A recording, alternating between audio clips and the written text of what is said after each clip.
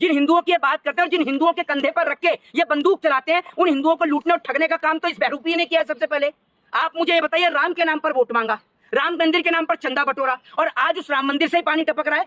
अयोध्या जाकर देखिए अयोध्या की सड़कों का क्या हाल है। राहुल गांधी ने जो बीजेपी के जो लोग हैं जो हिंदुत्व की बात करते हैं उनको लेकर टिप्पणी करी थी, लेकिन नरेंद्र मोदी बीच में खड़े होकर बोलते हैं कि ये सभी हिंदुओं को अपमानित करने का काम कर रहे हैं। भैया आपसे और आपकी पार्टी से सारे हिंदुओं की पहचान नहीं है। आपकी पार्टी के नेता तो इतने निर्लज्ज हैं, इतने नीच हैं कि भैया आपकी पार्टी का एक नेता कुलदीप सिंह सेंगर देश की बेटी के साथ बलात्कार करता है। और दूसरी बात, आप हिंदुत्व की बात करते हैं। आपने ऐसा क्या काम किया है हिंदुओं के लिए या उनके बच्चों के लिए, जरा ये बताइए। आपने तो काम अंबानी और अडानी के लिए किया है, आपने तो काम इस देश के उद्योगपतियों के लिए किया है, और आपने काम किया अपने व्यापारी मित्रों के लिए। सरकार आपकी, प्रधानमंत्री आपका, क्यों नहीं बनाते आप मुझे बताओ ना। और हिंदू राष्ट्र तो बाद में बनेगा, पहले हिंदुओं की बहन बेटियों की इज्जत तो बचा लो। और बचानी किससे? बीजेपी के नेताओं से जो बैठकर विधानसभा में पॉर्न वीडियो देख रहे हैं। अगर अग्निवीर की स्कीम इतनी अच्छी है तो अपने बेटे पंकज सिंह को नोएडा के विधायकी से हटाकर देश की सेना में अग्निवीर में क्यों नहीं भर्ती करा देते? राजनाथ सिंह, जरा मुझे सवाल का जवाब दीजिए ना। नरेंद्र मोदी को समझनी चाहिए, तीसरी बार के प्रधानमंत्री नरेंद्र मोदी को यह समझना चाहिए कि रोहित शर्मा, जिसकी उम्र अभी इतनी भी नहीं है, नरेंद्र मोदी 70-75 साल के हो रहे, रोहित शर्मा, विराट कोहली ने इस्तीफा दे दिया, वहां पर उन्होंने रिटायरमेंट ले ली। मोदी जी को अभी तक इतनी शर्म नहीं आ रही कि कम से कम अब तो रिटायरमेंट लेना चाहिए।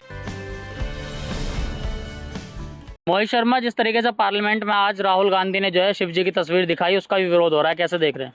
देखिए, एक बात मैं आपको बता देता हूं, जिस तरीके से भारतीय जनता पार्टी के द्वारा राहुल गांधी ने जो बीजेपी के जो लोग हैं जो हिंदुत्व की बात करते हैं उनको लेकर टिप्पणी करी थी, लेकिन नरेंद्र मोदी बीच में खड़े होकर बोलते हैं कि ये सभी हिंदुओं को अपमानित करने का काम कर रहे हैं। भैया आपसे और आपकी पार्टी से सारे हिंदुओं की पहचान नहीं है।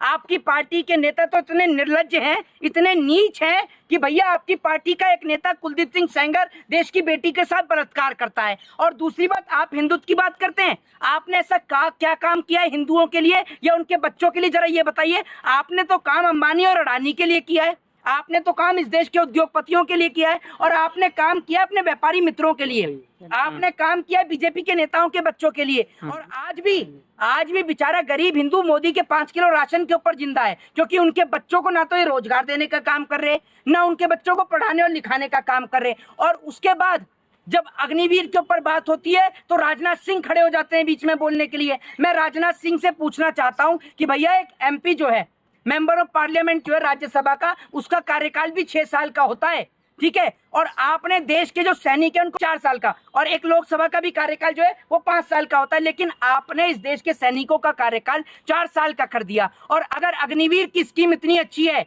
तो अपने बेटे पंकज सिंह को नोएडा के विधायकी से हटाकर देश की सेना में अग्निवीर में क्यों नहीं भर्ती करा देते? राजनाथ सिंह, जरा मुझे सवाल का जवाब दीजिए ना। दूसरी बात ये कि प्रधानमंत्री इस देश के अंदर हिंदुओं के लिए क्या किया? इनकी सरकार के राज में सबसे ज्यादा देश की बेटियों को निर्वस्त्र किया गया।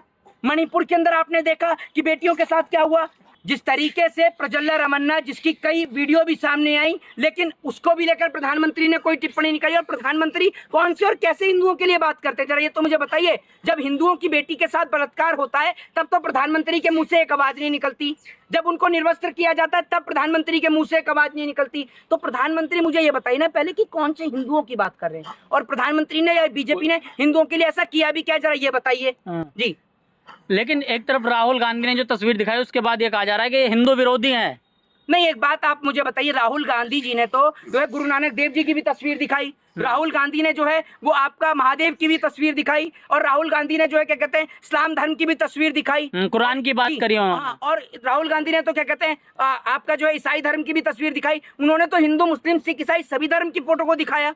आप मुझे ये बताइए ना, उन्होंने किसी धर्म को छोटा या बड़ा दिखाने की तो बात ही नहीं कही। तो राहुल गांधी ने इस बात को कहा कि हमारे जितने भी महापुरुष हैं उन सभी महापुरुषों ने अहिंसा का साथ दिया, अहिंसा की बात करी, ठीक है। लेकिन नरेंद्र मोदी जी उसके बाद बीच में खड़े होकर ये बोलते हैं कि राहुल गांधी ने सभी हिंदुओं का अपमान किया है। मतलब बीजेपी से और बीजेपी के नेताओं से सारे हिंदू हैं। मतलब अगर कोई बीजेपी का साथ देगा तो वही हिंदू है, अगर कोई बीजेपी का विरोध करता है तो वो हिंदू नहीं है। आप मुझे ये बताइए ना। और दूसरी बात ये कि मैं आज आपसे पूछता हूं कि पूरे देश के अंदर पहले बीजेपी की सरकार थी, ज्यादातर सीटों पर बीजेपी की सरकार थी, ज्यादातर मुख्यमंत्री बीजेपी के थे, बीजेपी का प्रधानमंत्री से सब कुछ था। हिंदुओं को क्या सुविधा मिली, जरा मुझे ये बताइए ना। जिन हिंदुओं की बात करते हैं और जिन हिंदुओं के कंधे पर रख के ये बंदूक चलाते हैं, उन हिंदुओं को लूटने और ठगने का काम तो इस बहरूपी ने किया है। सबसे पहले आप मुझे ये बताइए, राम के नाम पर वोट मांगा, राम मंदिर के नाम पर चंदा बटोरा, और आज उस राम मंदिर से ही पानी टपक रहा है। अयोध्या जाकर देखिए अयोध्या की सड़कों का क्या हाल है, जरा मुझे ये बताइए ना। और दूसरी बात ये कि ये जो हिंदू राष्ट्र की मांग कर रहे हैं, इनकी जो पार्टी का जो भी इनका सहयोगी दल है, जो क्या कहते हैं आपके जो नीतीश कुमार के साथ में जो चंद्रबाबु नायडू हैं, उन्होंने हज के लिए पैसे का ऐलान किया है। आप मुझे ये बताइए ना, नहीं आप मुझे बताइए, हज के लिए जो राशि है उसका इन्होंने अनाउंस करा है। एक और तो आप हिंदुओं की बात करते हैं, कभी इन्होंने ये कहा है कि हिंदुओं के बच्चों को जो है क्या कहते हैं बेहतर शिक्षा दी जाएगी? इनके सबके बच्चे विदेशों में पढ़ते हैं और गरीब हिंदू का बच्चा यहाँ पर लड़ रहा है और इनके चक्कर में आपस में मर रहा है या जेल के अंदर बंद हो रहा है। जी नहीं, तो राहुल गांधी ने जिस तरह से उपद्रवी बोला है, कौन से हिंदुओं को बोला है?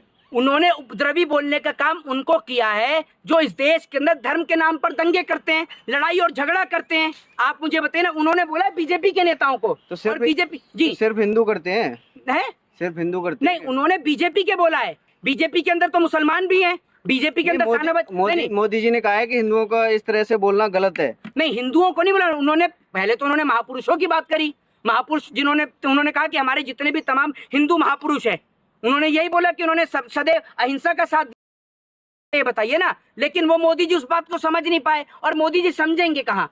समझने के लिए इसकी जरूरत होती है, और ये बीजेपी वालों के पास थोड़ा सा तीसरी बार के प्रधानमंत्री आप, मतलब ये कम है ऐसे? ये बात तो नरेंद्र मोदी को समझनी चाहिए। तीसरी बार के प्रधानमंत्री नरेंद्र मोदी को ये समझना चाहिए कि रोहित शर्मा, जिसकी उम्र अभी इतनी भी नहीं है, नरेंद्र मोदी 70-75 साल के हो रहे, रोहित शर्मा, विराट कोहली ने इस्तीफा दे दिया, वहां पर उन्होंने रिटायरमेंट ले ली। मोदी जी को अभी तक इतनी शर्म नहीं आ रही कि कम से कम अब तो रिटायरमेंट ले लेना चाहिए। सेवा कर रहे हैं देश की मोहित कोई शर्मा। सेवा नहीं। नितिन गडकरी जैसे पढ़े लिखे व्यक्तियों को सामने आना चाहिए था, उनको लेकर नहीं आ रहे। ये तो अपने आप को आज भी नया नौजवान समझने का काम करते हैं। तो मोदी जी क्रिकेटर हैं क्या? जी क्रिकेटर है मोदी जी। मोदी जी से तेज कोई फेंकता ही नहीं है, ये मैं आपको बता रहा हूँ। क्रिकेटर तो नहीं, गेंदबाज जरूर है मोदी जी। बल्लेबाज का मुझे पता नहीं, गेंदबाज बहुत तगड़े हैं। इनसे लंबी अगर कोई फेंक के दिखा दे तो मैं बात रही। जिस तरीके से इंडिया और साउथ अफ्रीका का था ना मैच, मोदी जी अगर गेंदबाजी करते तो पहली ओवर में 6 विकेट लेके जाते, दावे से कह रहा हूँ। अच्छा, बीजेपी के सांसद जो हिंदू राष्ट्र की बात कर रहे थे, शपथ लेते हैं, उसको कैसे देख रहे हैं? नहीं, एक बात आप मुझे बताइए, बेतुकी बातें हैं। सरकार आपकी, प्रधानमंत्री आपका, क्यों नहीं बनाते? आप मुझे बताओ ना। और हिंदू राष्ट्र तो बाद में बनेगा, पहले हिंदुओं की बहन बेटियों की इज्जत तो बचा लो। और बचानी किससे? बीजेपी के नेताओं से, जो बैठकर विधानसभा में पॉर्न वीडियो देख रहे हैं, जो देश की बेटियों के साथ में जब निर्वस्त्र किया जाता है तब कुछ नहीं बोलते। तो बचाने की जरूरत तो उनसे है। तो मतलब बीजेपी से बेटी को बचाने की जरूरत बिल्कुल है, और किससे? बीजेपी को से बचाने की जरूरत नहीं है।